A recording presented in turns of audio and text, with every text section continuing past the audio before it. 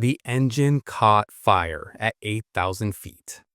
Philip Adair felt the heat before he saw the flames. Orange light flickered across his instrument panel. Smoke poured through the cockpit vents. His P-40 was burning. 12 miles behind him, 64 Japanese aircraft were turning back toward Burma. Empty. No bombs dropped. The raid was broken. But Adair was still in the sky, still fighting a dying airplane, still refusing to quit. This is what happens before that moment. This is how one man stopped an entire air raid, and this is why nobody thought he'd survive. December 13th, 1943. Morning, Assam Valley, India. The air was thick, humid, the kind of heat that made metal too hot to touch by noon. Lieutenant Philip Adair sat in the cockpit of his P-40 Warhawk at Nagahuli Airfield. 23 years old, 43 combat missions completed, farm boy from Oklahoma who'd saved money from selling candy to pay for flying lessons. His aircraft was number 44, painted on the nose. He called her Lulu Bell. Skull and crossbones marking on the engine cowling. White, big, the signature of the 80th Fighter Group, the Burma Banshees. The mission that morning was routine. Patrol the supply route, protect the transport planes flying over the Himalayas into China, the Hump Airlift, most dangerous supply line in the world, 15,000-foot mountains, weather that could flip a transport upside down in seconds, Japanese fighters waiting on the other side. Adair climbed to altitude, standard patrol pattern, nothing unusual. Then he saw them. Distance maybe 3 miles. At first, it looked like 4 aircraft, small dots against the haze. He banked toward them for a closer look. Not 4 aircraft, 64. 24 bombers in tight formation, 40 fighters layered above and below, all headed directly toward Dinjan Airfield, 12 miles away, where 14 transport planes sat on the ground, fully loaded with supplies, where a field hospital treated wounded soldiers, where fuel stocks sat in open drums. Adair checked his radio, called it in. The rest of his squadron was still on the ground at Nagahuli, engines cold, 40 minutes away at best. Nobody else was airborne. He looked at his fuel gauge, full tanks, 90 minutes of flight time. He looked at his ammunition counter, 6 50 caliber machine guns, 12 seconds of sustained fire. He looked at the bomber formation closing on Dinjan. Doctrine was clear. When outnumbered more than 5 to 1, shadow the enemy. Wait for reinforcements. Do not engage alone. 64 to 1. Adair pushed the throttle forward. The Japanese weren't expecting him. Their attention was forward, on the target, on the base they were about to destroy. Standard rate pattern. Bombers in formation, fighters providing cover. Textbook. Nobody was watching behind them. Adair climbed higher, positioned himself above the bomber stream, 4,000 feet separation, sun at his back. He rolled inverted, pulled the nose down, and dove. The P-40 accelerated fast, 300 miles per hour, 320, 350, Allison engines screaming. The bomber formation grew larger in his gun sight. At 800 yards, he opened fire. 50 caliber rounds walked up the lead bomber's wing. Fabric tore, metal sparked. The port engine exploded. Orange flame, black smoke. The bomber pitched left. The formation scattered. Tight V-shape dissolved into chaos. Bombers breaking left and right, climbing, diving, trying to avoid collision. Their bombing accuracy destroyed in seconds. Adair pulled up hard, rolled right, looked back. 40 fighters were diving toward him. The Nakajima K-43 Oscar was built for one thing: turning. Tightest turning radius of any fighter in the Pacific.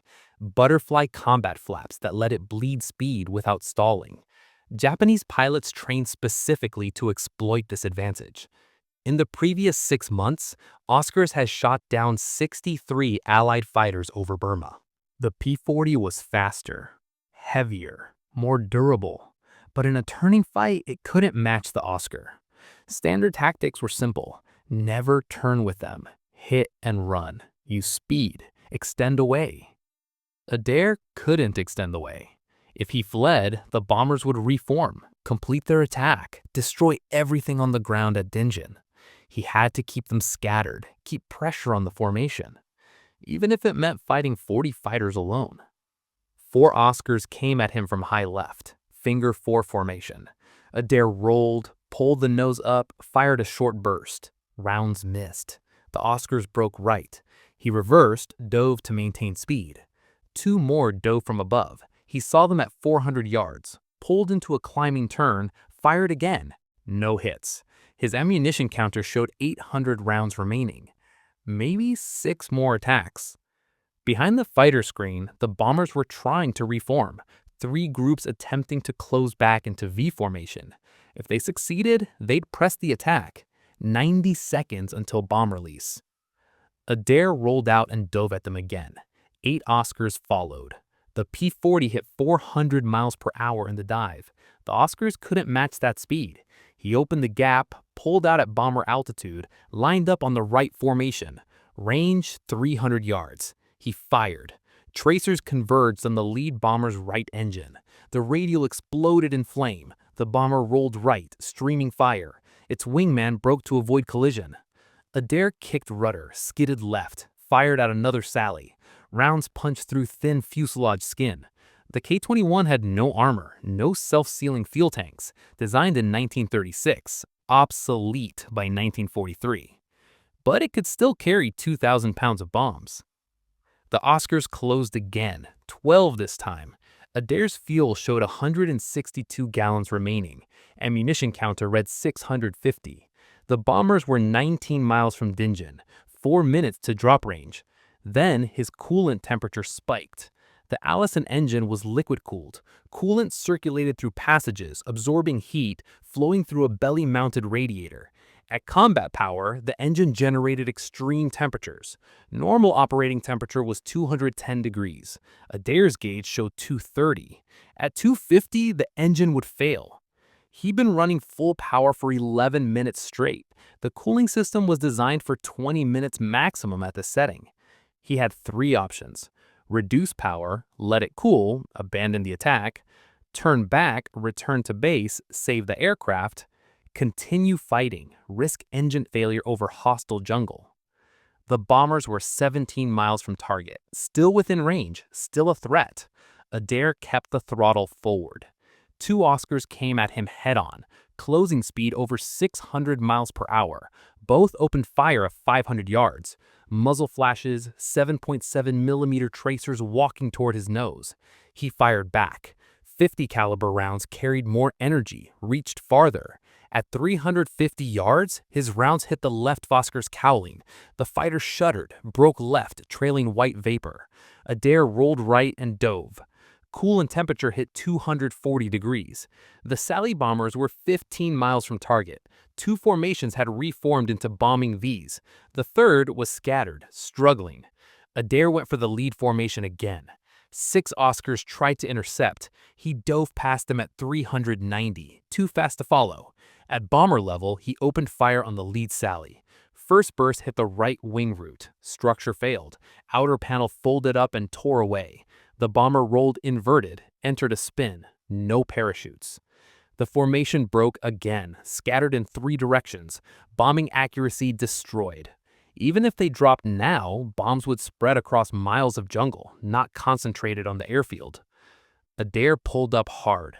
Coolant gauge showed 248. The engine was running rough. Vibration through the stick. Detonation starting. Pre-ignition from heat. 8 Oscars dove on him. He saw them late, rolled left, too slow. 7.7mm rounds punched through his right wing. Fabric tore, metal buckled. 1 round hit the aileron control rod. Response went mushy. He needed more stick pressure to stay level. Another berth walked up his fuselage. Rounds sparked off the cowling. 1 penetrated the coolant reservoir. Green coolant sprayed across his windscreen. Temperature climbed past 260. Steam erupted from cowling seams. Oil pressure dropped. The Allison was dying. Adair chopped the throttle. RPM fell. Not enough power to maintain altitude. The P-40 started descending. 1,000 feet per minute. 1,500. The Oscar circled above, waiting. Then his engine caught fire. Fire in a liquid-cooled engine follows a pattern. Burning coolant vaporizes, ignites. Flames spread forward along the cowling. If fire reaches the fuel lines, the aircraft explodes. Adair had maybe 30 seconds. Standard procedure was immediate shutdown, bail out, but he was at 8,000 feet, descending fast, 12 miles from friendly territory. Japanese patrols operated in this jungle. He kept the engine running. The P-40's fuel mixture could be controlled manually. Adair pulled the mixture back to idle cutoff. 3 seconds. Starved the engine of fuel. Fire intensity decreased. He pushed the mixture forward. The engine coughed, caught, continued running. Rough, power output maybe 60%.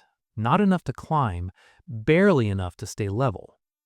He was flying on a burning engine, or abandoning ship over enemy ground. The Sally bombers were 13 miles from Dinjan, close enough to turn back, but their formations had broken, individual aircraft heading southeast, toward Burma. The raid was done. The airfield was safe. Adair turned southwest, toward Naigahuli, 43 miles, 15 minutes if the engine held.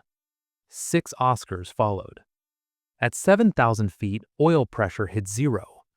The Allison ran on oil pressure, lubrication for connecting rods, crankshaft, camshaft. Without oil, metal ground metal. Friction, heat, expansion, seizure. The vibration increased. Propeller windmilled unevenly. Power fell further.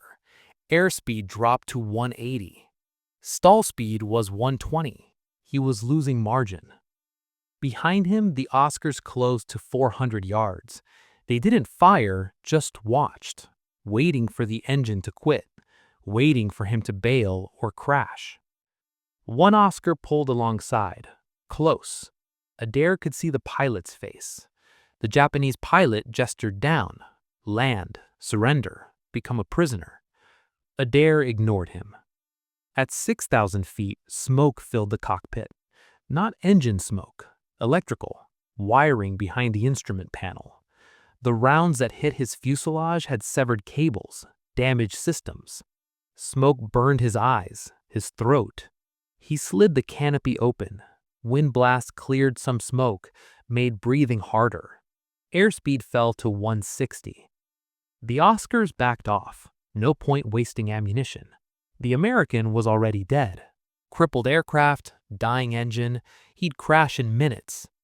They circled higher, watched him descend. At 4,000 feet, his right aileron cable snapped. The aileron flopped to full deflection. The P-40 rolled right. Nose dropped into a dive. Adair hauled back on the stick, both hands. Nothing. Elevator cables were damaged too. No pitch control. Nose stayed down. Airspeed increased. 200, 220, 250. Jungle rushed up. Altitude 3,000, 2,500, 2,000. He was going to crash. Then he thought of something. The damaged aileron was forcing the right wing down. Broken elevator cables left the tail in nose-down position. Gravity and aerodynamics were pulling him into an uncontrolled dive. But aerodynamics work both ways. If he rolled inverted, the damaged aileron would force the wing up instead of down. The elevator stuck nose down would push the tail down, lifting the nose. Flying upside down would reverse the control inputs. The damage killing him right side up might save him inverted. At 1,800 feet, Adair rolled completely inverted. -1G pressed him against his shoulder straps. Blood rushed to his head. Vision turned red at the edges. The fuel system, designed for positive G loads, struggled. The engine coughed, sputtered, nearly quit, then caught, running rough but producing power. The nose came up. Descent slowed. At 1,200 feet, the P-40 leveled out, flying upside down at 140. Adair held the inverted attitude, 40 seconds. Airspeed increased to 160. He was climbing, 50 feet per minute, slowly but climbing. Then fuel starvation returned. Engine began cutting out. He rolled right side up. The damaged controls pushed the nose down immediately. P-40 descended, 600 feet per minute. He waited until he lost 300 feet and rolled inverted again. Nose came up, climbed 200 feet before fuel starvation forced him upright. The pattern repeated. Upside down to climb, right side up to feed fuel. Flip, climb, flip, descend, flip, climb. The 6 Oscars circling above watched this impossible display. An American P-40, burning engine, damaged controls, flying alternately inverted and upright, refusing to crash, clawing for altitude like a wounded animal refusing to die. One Oscar dove to investigate. Adair saw him coming, rolled inverted to gain altitude, then rolled upright directly at the fighter. The Oscar broke away. The American pilot was either insane or desperate. Either way, the Oscars decided not to engage. They turned east, back to Burma. Adair continued his rolling climb. Fuel gauge showed 83 gallons. Oil pressure gauge showed 0. Had been 0 for 9 minutes. The engine should have seized by now. Connecting rods should have welded. The fact it still ran defied mechanical logic. The Allison was running on momentum and whatever microscopic oil film remained. Altitude reached 3,000, 4,000.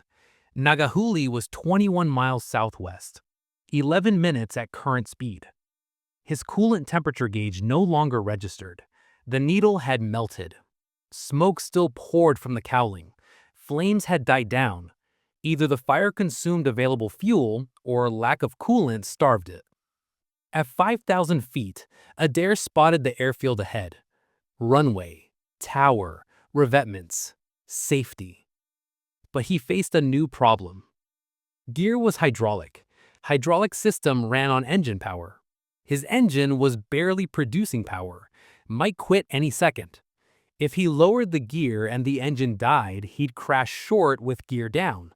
If he kept gear up and belly landed, impact might rupture fuel tanks. Aircraft would burn. He needed gear down and locked before engine failure. He reached for the gear lever. His right hand was shaking, not from fear. Carbon monoxide poisoning. Cockpit smoke accumulating for 14 minutes. He pulled the lever down. Nothing happened. The P-40's hydraulic system operated at 1,000 pounds per square inch. Hydraulic fluid pressurized by an engine-driven pump. With minimal engine power, the pump wasn't generating pressure. Gear remained locked up. The P-40 had a backup, manual hand pump, left side of cockpit. 28 strokes would manually pressurize the system enough to lower gear. Adair grabbed the pump with its left hand. Right hand stayed on the stick. He pumped. 1, 2, 3. Nothing. Gear stayed up. The hand pump required both hands, but releasing the stick meant losing control. Damaged ailerons and elevator would push the nose down immediately. He reached behind his seat, pulled his lap belt loose, wrapped it around the control stick, looped it through the seat frame, pulled tight. The makeshift rig held a stick in neutral. Not perfect, but enough to keep the aircraft flying straight. He grabbed the pump with both hands, pumped hard. 5 strokes, 10, 15. At stroke 23, he felt resistance, hydraulic pressure building. At 28, he heard a thunk. Left main gear extended and locked. Right main gear followed 3 seconds later. The P-40 was draggy now. Gear down increased drag significantly. Airspeed fell from 160 to 135. Still above stall, but not by much. Engine producing maybe 40% power, barely enough to maintain altitude with gear extended. Nagahuli runway was 7 miles ahead. 3 minutes. His vision tunneled. Gray edges closed in. Carbon monoxide poisoning. Brain function affected. He shook his head, focused on the runway. 6 miles. Engine temperature gauge showed 310, far beyond redline. Metal components expanding from heat. Tolerances closing. Any second, a piston would seize, a valve would stick, a rod would snap. 5 miles. Tower operators saw him coming. P-40 was smoke trailing, flying erratically, gear down. They assumed a normal approach. Lower flaps, reduce speed, touchdown on mains. Standard procedure. But Adair's flaps were hydraulic too. With minimal tower, he couldn't pump pressure for both gear and flaps. Gear was down, flaps stayed up. Landing without flaps meant higher speed, 120 instead of 90. That meant longer roll. Nagahuli's runway was 4,000 feet. Flapless landing required at least 3,000. Doable, if he maintained speed, if the engine kept running, if he touched down smooth. At 2 miles from the runway, his engine quit. Propeller windmill to a stop. No power, no thrust. The P-40 became a glider. A poor glider. Glide ratio was 8-1. From 2,000 feet, he could glide 3 miles. The runway was 2 miles. Theoretically possible. But his damaged aircraft had extra drag. Bullet holes disrupting airflow. Actual glide ratio was worse, maybe 6-1. He wasn't going to make it. After surviving 64 aircraft, after flying inverted for 11 minutes, after nursing a dying engine for 15 miles, he'd crashed 200 yards from safety because the engine quit at the worst moment. Then he remembered something from training. An instructor had mentioned P-40 glide performance, something about flying inverted. In normal glide, aircraft ascends nose first, gravity pulling downward while wings generate lift. But inverted, aerodynamics reverse. Wing camber designed to generate lift upward creates downward force inverted. However, at specific angles, this reversal creates less drag than right side up flight. An inverted glide could extend range by reducing drag. The principle had been mentioned briefly. No instructor expected pilots to actually use it. Adair had nothing to lose. He rolled inverted at 1,800 feet, 1 mile from runway. Blood rushed to his head, vision reddened. He held the attitude, watched jungle pass beneath, or above. Perspective became disorienting. Airspeed held steady at 125. Descent rate was 500 feet per minute, better than the 700 he'd been experiencing right side up. Tower operators saw an inverted P-40 approaching, gear extended. Gear down while inverted was aerodynamically wrong, structurally stressful. Gear doors designed for loads from below now subjected to loads from above. But the gear held. The P-40 continued inverted. On the ground, Technical Sergeant Roberto Martinez watched through binoculars. He saw inverted aircraft, gear extended, smoke trailing. His first thought was Japanese pilot had stolen a P-40, attempting to strafe the field.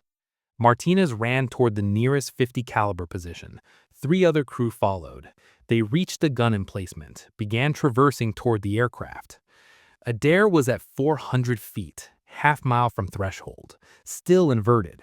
His vision was fading, gray tunnels. Carbon monoxide and negative G were shutting down his brain. Maybe 20 seconds of consciousness remaining. He needed to roll upright, line up, land. But if you rolled too soon, damage controls would push the nose down. He'd crash short. If you rolled too late, he'd overshoot. At 200 feet, 300 yards from threshold, Adair rolled right side up. Damaged aileron pushed the right wing down immediately. He countered with left stick, fighting the aircraft, forcing wings level. Nose wanted to drop. He pulled back. Broken elevator cables gave partial control. Not much, just enough. The P-40 descended toward runway at steep angle, nose high, wings wobbling. Martinez's gun crew tracked the aircraft. P-40 was damaged, smoke pouring. Might be friendly, might be enemy. In 3 seconds, aircraft would cross the threshold. Martinez had to decide, shoot or hold. He held. Adair crossed threshold at 90 feet, descending rapidly, too fast, too steep. The P-40 dropped the last 90 feet in 4 seconds. Main wheels hit concrete hard, 7G impact. Gear struts compressed fully. Tail wheels slammed down. Metal shrieked. Right main gear collapsed. Right wing dropped. Wingtip hit runway, dug in. The aircraft ground looped right, spinning 180, throwing sparks and concrete fragments. Skidded backward 200 feet. Stopped. Smoke billowed from the engine compartment. Fire crews raced toward it. Adair sat motionless for 12 seconds, then released shoulder straps, stood up, climbed onto the wing. His legs buckled. He caught himself on the wing root. Ground crew reached them, helped him down. Martinez arrived with the fire crew. They opened the cowling. The Allison was destroyed. Pistons seized, crankshaft warped, oil pan ruptured, coolant everywhere. Adair walked around the aircraft with Martinez, counted damage. 16 bullet holes in fuselage, 7 in right wing, 4 in left. One round severed right aileron cable completely. Another punctured hydraulic reservoir.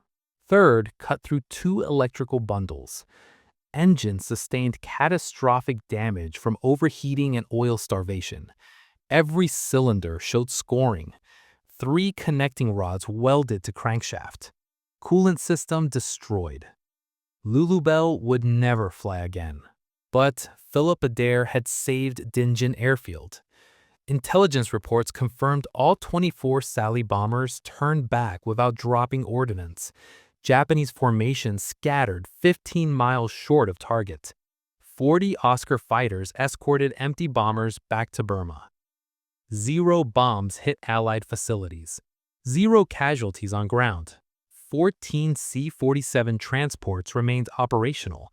Hump airlift continued without interruption. On December 16th, 3 days after the mission, 10th Air Force Headquarters interviewed Adair. He described the attack sequence, the inverted flying technique, the landing approach. Flight surgeons examined him. Carbon monoxide levels still elevated 72 hours later. They determined he'd been flying with severe poisoning for the final 11 minutes. That level of impairment should have rendered him unconscious. He remained functional through will alone. On January 8, 1944, Lieutenant General Joseph Stilwell presented Second Lieutenant Philip Adair with the Silver Star. The citation read, "For gallantry in action against enemy forces on December 13, 1943, when Lieutenant Adair, flying alone, engaged and disrupted a formation of 64 enemy aircraft attacking Allied installations, continuing his attack despite severe aircraft damage and personal injury, thereby preventing destruction of critical supply facilities." Adair flew 95 more combat missions with the 80th Fighter Group. He achieved ace status, 5 confirmed kills. On his final mission in July 1944, he shot down 2 K-43 Oscars over northern Burma. He returned to the United States in September 1944, survived the war, remained in the Air Force 30 years, retired as full colonel in 1971. The 80th Fighter Group continued operations until August 1945. The Burma Banshees destroyed 413 Japanese aircraft in aerial combat, 147 on ground. They lost 63 pilots killed or missing. Their death's head skull insignia became one of the most recognized markings in the China-Burma-India theater. The P-40 Warhawk never achieved fame of the P-51 Mustang or P-47 Thunderbolt. It was slower than both, couldn't fight effectively above 15,000 feet. By 1943, considered obsolete. But in the hands of determined pilots like Philip Adair, the rugged Curtiss fighter proved what mattered most in combat wasn't aircraft specifications. It was courage and skill of the pilot flying it. One pilot, one obsolete fighter, 64 enemy aircraft. December 13th, 1943. Philip Adair proved impossible odds mean nothing when someone refuses to quit. His solution to damaged controls, flying alternately inverted and upright for 11 minutes, defied every standard procedure. His inverted landing approach with gear extended had never been attempted before, was never repeated. That morning, over Assam, a farm boy from Oklahoma who'd saved money selling candy to learn to fly stopped an entire air raid alone. Because nobody else was there. Because the job needed doing. Because 64 enemies didn't change the math. Protect the base, scatter the bombers, stay in the fight. Even when the engine burns, even when controls fail, even when every gauge reads failure, you don't quit. You flip the aircraft, you pump the gear by hand, you fly it until it stops. That's what Philip Adair did on his 44th mission, and that's why Dinjan Airfield was still standing when the sun set that night. If these stories matter to you, subscribe. We bring back the moments history almost forgot.